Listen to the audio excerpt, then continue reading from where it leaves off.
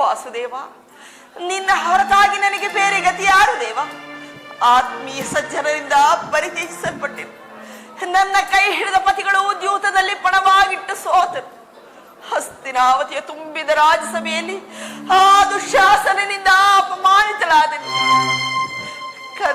ಕಳ್ಳರಂತೆ ಕೀಚಕ ಭಂಗವನ್ನು ಸಹಿಸಿದೆ. ಇನ್ನೇನು ನನ್ನ ಕಷ್ಟದ ದಿನಗಳು ಕಳೆದವು. 4-6 ದಿವಸವಾದರೂ ಸುಖವಾಗಿರೋಣವೆಂದು ಭಾವಿಸಿದರೆ ಹೆಜ್ಜೆ ಹೆಜ್ಜೆಗೂ ಅಪಮಾನ. ಛೇವಿಲಾಸ, ಈ ದ್ರೌಪದಿಯ ಹಣೆಯಲ್ಲಿ ಇನ್ನು ಏನೇನು ಬರೆದಿರುವೆ ದೇವ, ಏನೇನು ಬರೆದಿರುವೆ.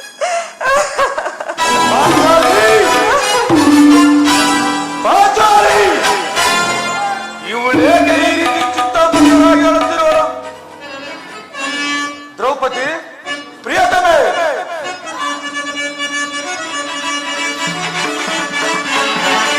ಶೋಕ ಏಕೆ ಬಿಡು ಚಿಂತೆ ಮಾಡದಿ ಚಿಂತೆ ಮಾಡದಿ ಕಳೆದು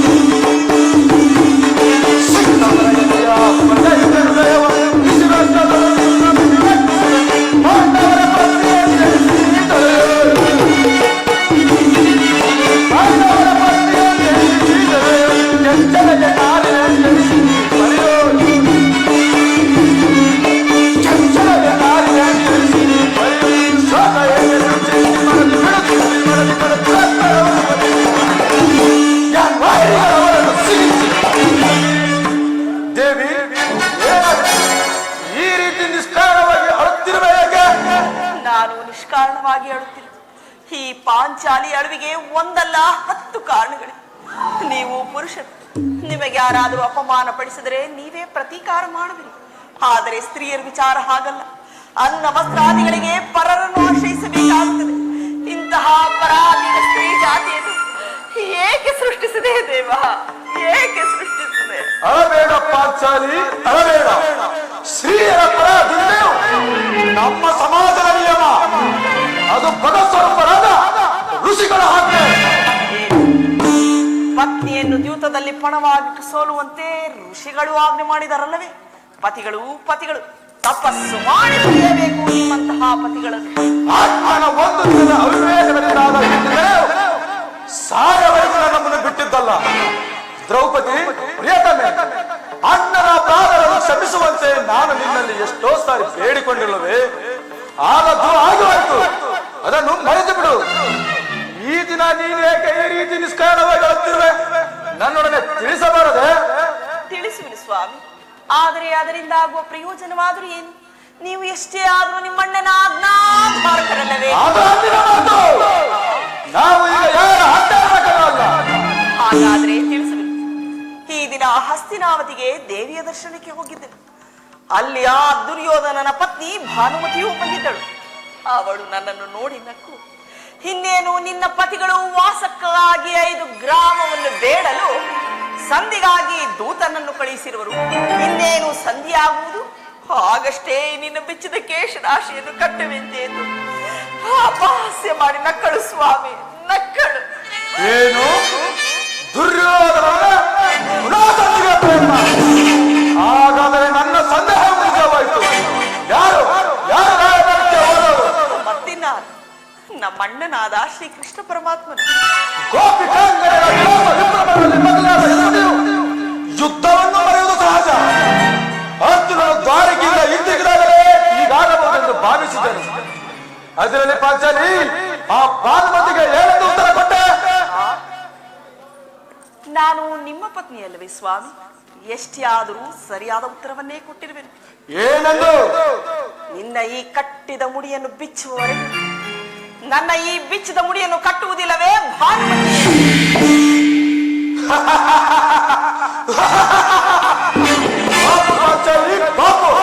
ನೀನು ನೀನು ನಮ್ಮ ಜೀವನ ಸಂಗಡ ಕದನ ಮಾಡುವುದರಲ್ಲಿ ನಿನ್ನ ಕದನತೆಯನ್ನು ಮಿಂಚಿದ್ದೆ ಎಂದು ಭಾವಿಸಿದ್ದೇನೆ. ಪ್ರಾಣೇಶ್ವರ, ಬನ್ನಿ ಸ್ವಾಮಿ. ನಿಮಗೆ ನೆನಪಿದೆಯೇ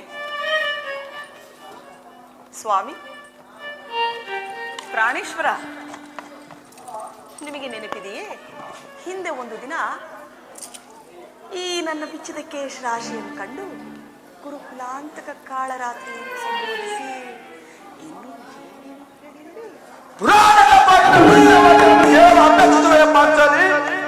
ಮಾಡಿದ ಬದುಕಂತೆ ಮರೆಯುವಂತ ಹೇಳಿಲ್ಲ ಈ ಭೀಮಸೇನ.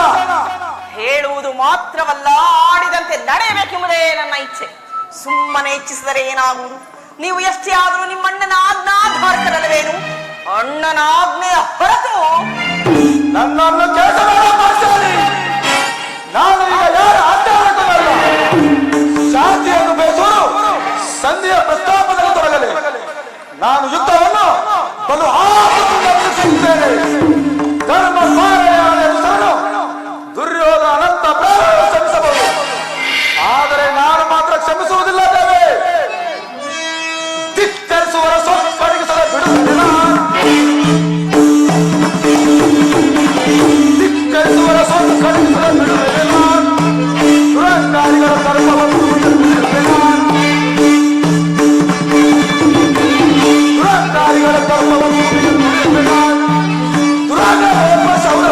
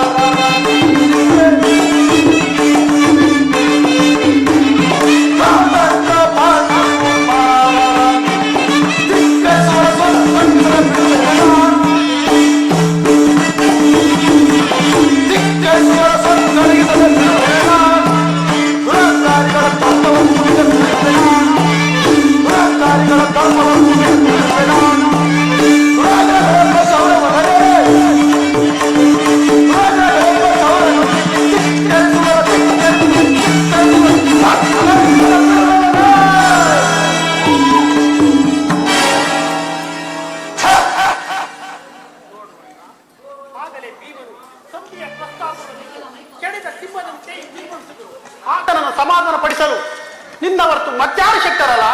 ಅರ್ಜುನ, ಈ ಸಾರಿ ಅವನ ಕೋಪಕ್ಕೆ ದ್ರೌಪದಿಯೇ ಮೂಲ ಕಾರಣವೆಂದು ತೋರುವುದು. ಶ್ರೀಕೃಷ್ಣ ಪರಮಾತ್ಮ ಹೇಳುತ್ತಿದ್ದನು, ಜಗತ್ತಿನ ಸುಖ ದುಃಖಗಳಿಗೆ ಸ್ತ್ರೀಯರೇ ಮೂಲ ಕಾರಣವೆಂದು. ಕೌರವರೊಡನೆ ಯುದ್ಧಕ್ಕಿಂತ ಈ ನನ್ನ ಸಹೋದರನ ಕೋಪವನ್ನು ಶಮನ ಮಾಡೋದು ನನಗೂ ಒಂದೊಂದು ಸಾರಿ ದುಸ್ಸಾಧ್ಯವಾಗಿದೆ. ಸಹೋದರ ಭೀಮಸೇನ, ನನ್ನಲ್ಲಿ ಕೋಪವೇ ತಮ್ಮ? ಪಾಂಚಾಲಿ, ಸಮಾಚಾರವೇನು? ಅಣ್ಣರೇಕೆ ಸಿಟ್ಟಾಗಿರುವನು? ಏಕೆ ಈ ನನ್ನ ಬಿಚ್ಚಿದ ಬಿರುಗೂದಲು ನಿಮ್ಮ ಪ್ರಶ್ನೆಗೆ ಉತ್ತರಿಸುತ್ತಿಲ್ಲವೇನು? ಸಮಯಕ್ಕೆ ಸರಿಯಾಗಿ ಬಂದೆ. ನನಗೆ ಯಾರಲ್ಲಿಯೂ ಕೋಪವಿಲ್ಲ. ಅರ್ಜುನ ಮುಖದಿಂದ ನಿನಗೊಂದು ಮಾತನ್ನು ಹೇಳಬೇಕೆಂದನು.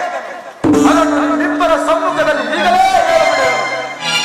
ಈ ಸಂಧಿಯ ಪ್ರಸ್ತಾಪವು ನಿಮಗೆ ಉಚಿತವಾಗಿ ಕಾಣಬಹುದು, ಆದರೆ ಈ ದಾಸ್ಯವೃತ್ತಿಯನ್ನು ಪಾಂಡವರ ಕಾರಣಗಳಂತೆ ಭಾವಿಸುವುದು.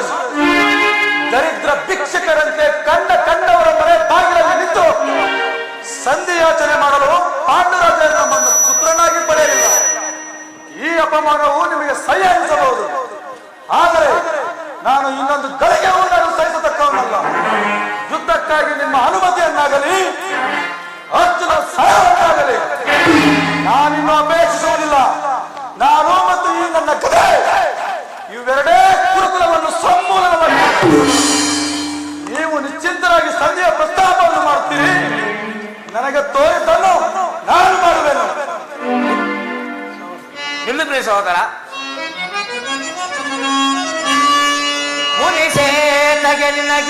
ಈಶ್ವರಿ ಘನಗುಣ ನಿಧಿ ಭೀಮಸೇನ ಅನುಜಾತನೈ ಸೈನಿಹುದು ಮನಸೈರಿಸಿ ಶಾಂತನಾಗು ಭೀಮಾ ಭೀಮಾ ಭೀಮಾ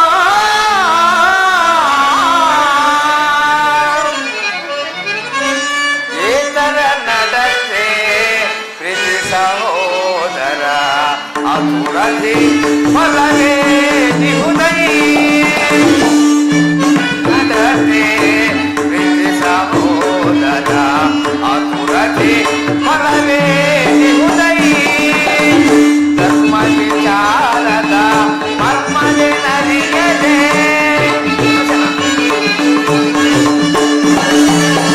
ಧರ್ಮ ವಿಚಾರದ ಮರ್ಮದೆ ನರಿಯದೆ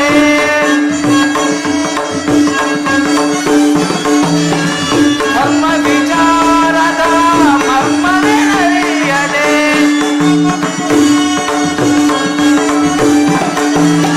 ಧರ್ಮ ವಿಚಾರದ ಮರ್ಮದೆ ನರಿಯದೆ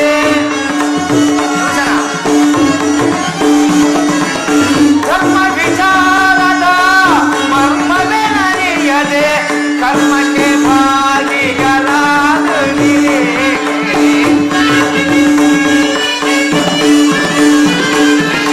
ಕರ್ಮಕ್ಕೆ ಭಾಗಿಗಳಾಗಲಿ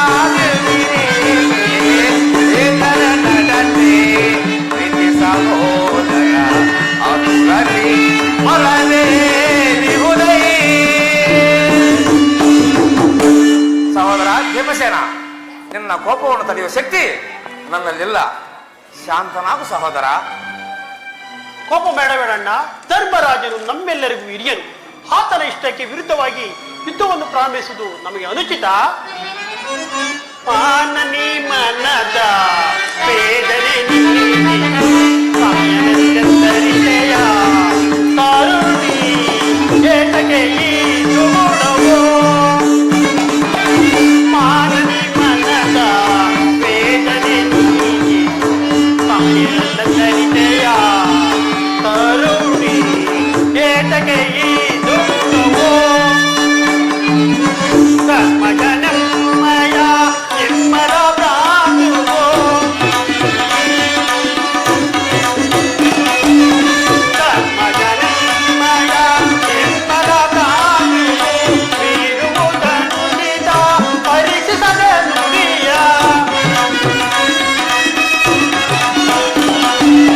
ಬೀರುವುದನ್ನು ನಿಜ ಪರೀಕ್ಷಿಸದ ನುಡಿಯ. ಕೈಬುದು ಮನದನ್ನು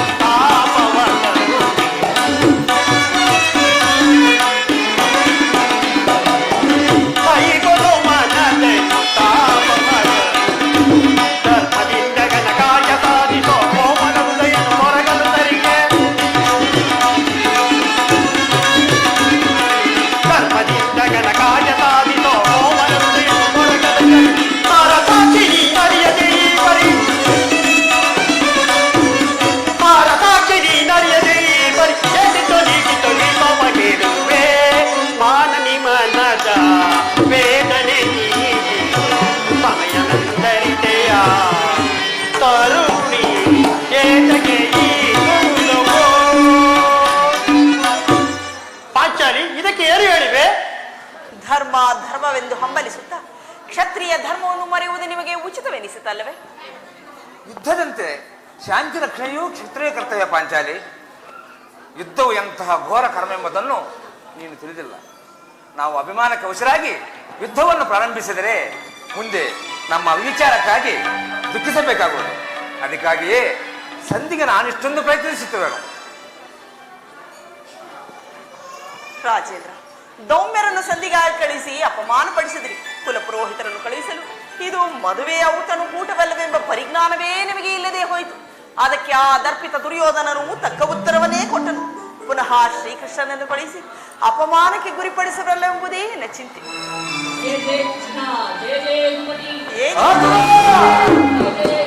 ನಾನಿನ್ನು ಹೋಗುವೆನು.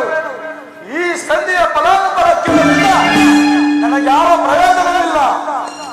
ಮಹಾಪೌರುಷ ವರ್ತನೆ ಪುರಸ್ಕಾರವು ನನಗೇ ಇರಲಿ. ಪ್ರಸಿದ್ಧ ಎಂದರೆ ಸ್ವತಂತ್ರ ಮಾತ್ರ ನನಗೇ ಇರಲಿ. ಪ್ರಾಣೇಶ್ವರ, ಸ್ವಲ್ಪ ತಡೆಯಿರಿ. ಯದುಪತಿಯ ನಸುನುಗುತ್ತಾ ಇತ್ತ ಕಡೆಯೇ ಬರುತ್ತಿರುವರು. ಹಸ್ತಿನಾವತಿಯ ಸಮಾಚಾರವನ್ನು ತಿಳಿದು ಬಳಿಕ ಇಷ್ಟವಂತೆ ಮಾಡಿಬರುತ್ತೀವಿ.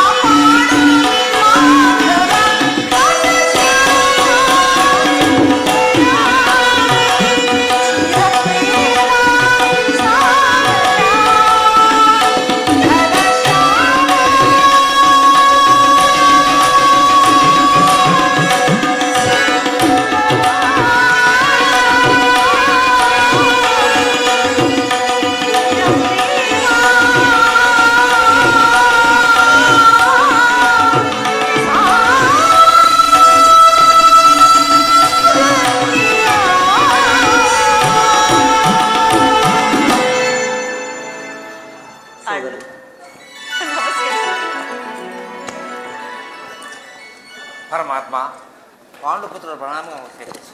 ವಿಜಯಶಾಲಿಗಳಾಗಿ ಧರ್ಮನಂದನ. ಪರಮಾತ್ಮ, ಹೋದ ಕಾರ್ಯವೇನಾಯಿತು? ಹೋದವರಾರು ಕೃಷ್ಣನಲ್ಲವೇ? ಅಂದರೆ ಎಲ್ಲವೂ ಸಮರ್ಪಕವಾಗಿಯೇ ನಡೆಯಿತು. ಸಂಧಿಯ ವಿಚಾರ ನಡೆದಷ್ಟೇ. ಓಹೋ, ನಡೆಯಿತಷ್ಟೇ. ಆಚಾರಿ, ಇಲ್ಲಿರುವುದು ನನಗೆ ಸಾಧ್ಯವಿಲ್ಲ. ಅವರ ಇಚ್ಛೆಯಂತೆ ಅವರ ನಡೆಯಲಿ. ಪ್ರತಿಜ್ಞೆ ಮಾತ್ರ ನಾನು ನಡೆಯಲೇನು. ಪ್ರಾಣೇಶ್ವರ, ಸ್ವಲ್ಪ ತಡೆಯಿರಿ. ನಮ್ಮಣ್ಣನ ಮಾತು ಮುಗಿಯಲಿ, ಬಳಿಕ ನೀವು ಇಷ್ಟ ಬಂದಂತೆ ಮಾಡಿ ವರ್ತಿಸಿ. ನಿಮ್ಮಣ್ಣನ ಮಾತು ಮುಗಿದೊಳಗೆ ನನ್ನ ತಾಳ್ಮೆ. ಯದುಪತಿ, ಸಭೆಯಲ್ಲಿ ಏನೇನು ನಡೆಯಿತು? ಎಲ್ಲವೂ ತಕ್ಕ ರೀತಿಯಲ್ಲಿ ನಾನು ನಿರೀಕ್ಷಿಸದಂತೆ ನಡೆಯಿತು. ನಾನು ತಡವಾದ ಈ ಸಮಸ್ಯೆಯ ಮಾತುಗಳು ನನಗೆ ಬೇಡ. 4 ದಿನ ಅಪೇಕ್ಷೆಯಂತೆ 5 ಗ್ರಾಮಗಳಿಗಾಗಿ ಸಂಧಿ ಆಯಿತೆ. ನಾನು ಹೋದದ್ದು ಅದಕ್ಕಾಗಿ ಅಲ್ಲವೇ ಭೀಮಾ? ಕೃಷ್ಣ, ಈಗ ತಿಳಿಯಿತು ನಿನ್ನ ಅಭಿಮತ. ಅಜ್ಞಾತ ವಾಸದ ಪದಿಂದ 10 ದಿನ ಭಯ ತೊಟ್ಟನು. ಈಗ ಈ ಸಂಧಿ ಹೆಸರಲ್ಲಿ ನಮ್ಮ ಐವರಿಗೂ ಭಯ ತೊಟ್ಟಲು ಅಭಿಸುತ್ತಿರುವೆಯ ಯಾದವಾಗ್ರಣಿ, ಪಾಂಡು ಪುತ್ರರ ಮೇಲೆ ಇಷ್ಟೊಂದು ಆಕ್ರೋಶ ಬೇಕೆ? ಭೀಮಾ, ಇಷ್ಟೊಂದು ಅಸಹನೆ ಏಕೆ? ನಾನು ಹೇಳು ಮಾತನ್ನು ಸಮಾಧಾನದಿಂದ ಕೇಳು. ಇದು ನಿನಗೆ ಹೆಚ್ಚಿಗೆ ಸಂಬಂಧಪಟ್ಟ ವಿಷಯವೆಂದು ನಾನು ಹೇಳಲಿಲ್ಲವೇ? ಸ್ವಾಭಿಮಾನ ಶೂನ್ಯವಾದ ಸಂಧಾನಗಳೇ ಈ ಪ್ರಚಂಡ ಭೀಮನಿಗಂತಹ ಸಂಬಂಧ ಇರುವುದು. ಅತ್ಯಂತ ನಿಕಟವಾದ ಸಂಬಂಧವೇ ಇರುವುದು. ಪರಮಾತ್ಮ, ಮುಂದೇನಾಯಿತು? ರಾಜ್ಯಸಭೆಯಲ್ಲಿ ನಿಮ್ಮ ಸಂದೇಶವನ್ನು ತಿಳಿಸಿದರು. ಅವರೆಲ್ಲರೂ ಒಪ್ಪಿದರು. ಯಾರು ಒಪ್ಪಿದರು? ಭೀಷ್ಮ, ದ್ರೋಣ, ವಿದುರ ಮುಂತಾದವರು. ಯದುಪತಿ, ಇನ್ನು ನಮಗಿಲ್ಲಿ ಕೆಲಸವಿಲ್ಲ. ಈ ದುರ್ವಾರ್ತೆನ ಕೇಳಬೇಕೆಂದೇ ನಿಮ್ಮ ಇಚ್ಛೆಯಾಗಿತ್ತು. ಅದನ್ನು ಸಾಧಿಸಿ ಕೃಷ್ಣ, ಸಾಧಿಸು. ಸಹೋದರರೇ, ನಿಮ್ಮ ಆ ಪೌರುಷ ಫಲವನ್ನು ನೀವೇ ಪೂಜಿಸಿರಿ. ಇದರಲ್ಲಿ ಈ ಭೀಮನು ಯಾವ ಭಾಗವನ್ನು ಅಪೇಕ್ಷಿಸುವುದಿಲ್ಲ. ಯಾಕಂದ್ರೆ ನೀನು ನಿರಾಶರಾಗಬೇಡ. ಈ ಭೀಮನ ಬದುಕಿದ್ದರೆ ನಿನ್ನ ಸೇವೆಯನ್ನು ತೀರಿಸಬೇಡ. ಭೀಮ, ನೀನು ನಿಜವಾಗಿ ಹಿಡಿಂಬಪತಿಯೇ ಸರಿ. ನಿನಗಿಷ್ಟೊಂದು ಕೋಪವಿಲ್ಲದಿದ್ದರೆ ಆ ರಕ್ಕಸಿಯನ್ನಾಳುವುದು ಹೇಗೆ ಸಾಧ್ಯ? ಸಮಾಧಾನದಿಂದ ನನ್ನ ಮಾತನ್ನು ಕೇಳು. ಇದು ನಿನಗೆ ಹೆಚ್ಚಿಗೆ ಸಂಬಂಧಪಟ್ಟ ವಿಷಯವೆಂದು ನಾನು ಹೇಳಲಿಲ್ಲವೇ? ಕೃಷ್ಣ, ನನ್ನನ್ನು ಸುಮ್ಮನೆ ಕಾಣಬೇಡ. ಈ ಸಂಧಿಯ ಸುದ್ದಿಯು ನನಗೊಪ್ಪದು. ನಿನಗೊಪ್ಪು ವಿಚಾರ ಹೊಂದಿರುವುದು. ಆ ದುರ್ಯೋಧನನು ನಿನಗೊಂದು ಸಂದೇಶವನ್ನು ಕಳಿಸಿರುವನು. ದುರ್ಯೋಧನ ಸಂದೇಶ? ಹಾಗಾದರದ ಉದ್ದೇಶವು ಸಂಜೆ ಅಲ್ಲ. ಏನು ಕೃಷ್ಣ, ಏನು ಸಂದೇಶ? ಅದನ್ನು ಕೇಳು. ಮೊದಲು ನೀನು ನನ್ನ ಬಳಿಯಲ್ಲಿ ಕೈ ಕಟ್ಟಿಕೊಂಡು ಕುಳಿತುಕೊಳ್ಳಬೇಕು. ಇಲ್ಲ ಇಲ್ಲ, ಹೇಳ್ಬಿಡು. ಇಲ್ಲ, ನೀನು ಕುಳಿತುಕೊಳ್ಳ ಹೊರತು ನಾನು ಹೇಳುವುದಿಲ್ಲ. ಕೃಷ್ಣ, ಈ ಪ್ರವೇಶ ಬೇಕೆ? ಇದು ಪರ್ಯಾಪ್ತವಲ್ಲ ಭೀಮ. ನಿನ್ನನ್ನು ಕಂಡರೆ ನನಗಷ್ಟೊಂದು ಭಯ. ನಿನ್ನ ಗದೆಯನ್ನು ಕ್ಷಣಕಾಲ ದೂರವಾಗಿರಿಸಿ ನನ್ನ ಪಾರ್ಶ್ವದಲ್ಲಿ ಕುಳಿತುಕೋ. ಆಗ ನಿನಗೆ ಪ್ರಿಯವಾದ ಸಂದೇಶವನ್ನು ತಿಳಿಸುವೆನು. ನಿನ್ನ ಅಪೇಕ್ಷೆಯಿಂದ ಕೈಕಟ್ಟಿ ಕುಳಿತುಕೊಳ್ಳುವೆನು. ಹಾಗಾದರೆ ನೀನು ನನ್ನ ಬಂದಿ. ಅದು ಕ್ಷಣಕಾಲ ಮಾತ್ರ. ಎಡೆಯ ಅರ್ಜುನ, ಈ ಗದೆಯನ್ನು ಕ್ಷಣಕಾಲ ಹಿಡಿದೆವು. ಯಾಜ್ಞಸೇನಿ, ಅಣ್ಣ, ನಾನು ಹೇಳಿದಂತೆ ಮಾಡಬೇಕು ಕಂಡೆಯ. ಅಣ್ಣ, ನಿನ್ನ ಮಾತನ್ನು ಎಂದಾದರೂ ಮೀರಿರುವಿನೇ ಅಣ್ಣ. ಹಾಗಾದರೆ ತೆಗೆದುಕೋ ಈ ಹಗ್ಗವನ್ನು. ಇದು ನನಗೊಂದು ಕಡೆ ಪುರಸ್ಕಾರ ರೂಪವಾಗಿ ದೊರೆಯಿತು. ಇದರಿಂದ ನಿನ್ನ ಪತಿಯ ಕರಗಳನ್ನು ಭದ್ರವಾಗಿ ಬಂಧಿಸಲು ಬರುವುದೇನೋ ನೋಡೋಣ. ಇದೇನು ಪರಿಹಾಸ್ಯವೇ ಅಣ್ಣ? ಇದು ಪರ್ಯಾಪ್ತವಲ್ಲ ಸೋದರಿ. ಶತ್ರುಗಳ ಹೆಡೆಮುಡಿಯನ್ನು ಕಟ್ಟುವುದರಲ್ಲಿ ನೀನು ಮಹಾಪಂಡಿತಿಯಂತೆ. ಅದರಂತೆ ನಿನ್ನ ಪತಿಯ ಕರಗಳನ್ನು ಬಂಧಿಸಲು ಬರುವುದೇನೋ ನೋಡೋಣ. ಭೀಮಾ, ಸಂದೇಶವನ್ನು ಕೇಳುವ ಇಚ್ಛೆ ಇದ್ದರೆ ಕೃಷ್ಣನು ಹೇಳಿದಂತೆ ನನ್ನ ಕರಗಳನ್ನು ಬಂಧಿಸು.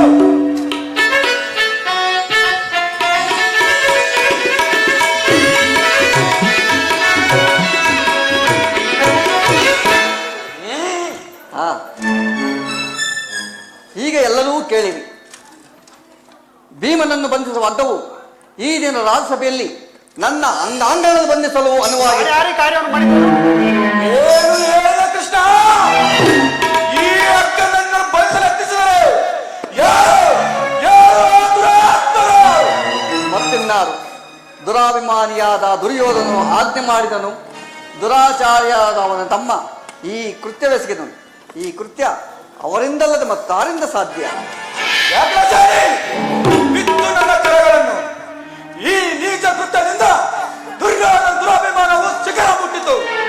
ನಮ್ಮ ಪ್ರಿಯ ಬಂಧುವಾದ ಕೃಷ್ಣನನ್ನು, ಯಾರ ವಾಗ್ರಣಿಯನ್ನು, ಪಾಂಡವರ ರಾಯಭಾರಿಯನ್ನು ಆ ಕುನ್ನಿ ಕೌರವರು ಈ ರೀತಿ ಅಪಮಾನ ಮಾಡಿದರೆ ಅಗ್ರಜ ಧನಂಜಯ ಇದಕ್ಕೆ ನಿನ್ನ ಉತ್ತರ?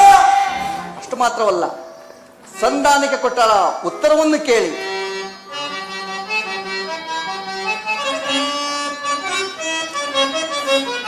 ದುಡುಕುತ ನುಡಿದ ಕೌರವನು ಹಿಡಿಂಬ ಪತಿಯೇ ಕೇಳು.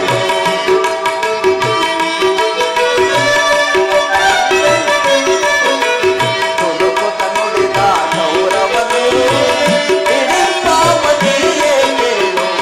ಕಡೆದು ಯುದ್ಧವಾದರೆ ಕೊನೆಗೆಂದ ರಾಜ್ಯ.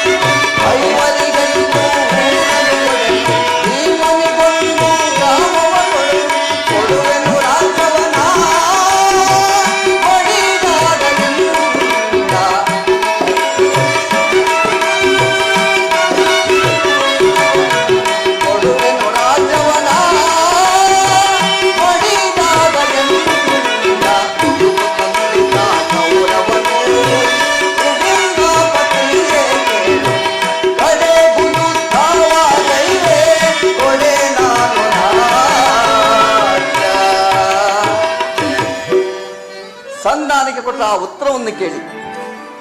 ನೀವು ಸಂಧಿಯನ್ನು ಬಯಸುವುದಾದರೆ ಅದು ದೊರೆಯುವುದು ರಣಾಂಗಣದಲ್ಲಿ, ಶಸ್ತ್ರಾಸ್ತ್ರಗಳ ಆಹ್ವಾನದಲ್ಲಿ, ವೀರರಥಗಳ ಘೋಷಣೆಯಲ್ಲೆಂದು ಹೇಳಿದನು. ಆಚಾರಿ ಬಿಚ್ಚು ನನ್ನ ಕರಗಳನ್ನು. ಅಗ್ರಜ ಧನಂಜಯ ನೀವಾದರೂ ಬಿಚ್ಚಿ ನನ್ನ ಕರಗಳನ್ನು. ವಾಸುದೇವ ನೀನು ಬಿಚ್ಚುವುದಿಲ್ಲ ಬಿಡು. ಬೇಡ, ಯಾರೂ ಬಿಚ್ಚುವುದು ಬೇಡ, ನಾನೇ ಬಿಚ್ಚುಕೊಳ್ಳಬೇಡ.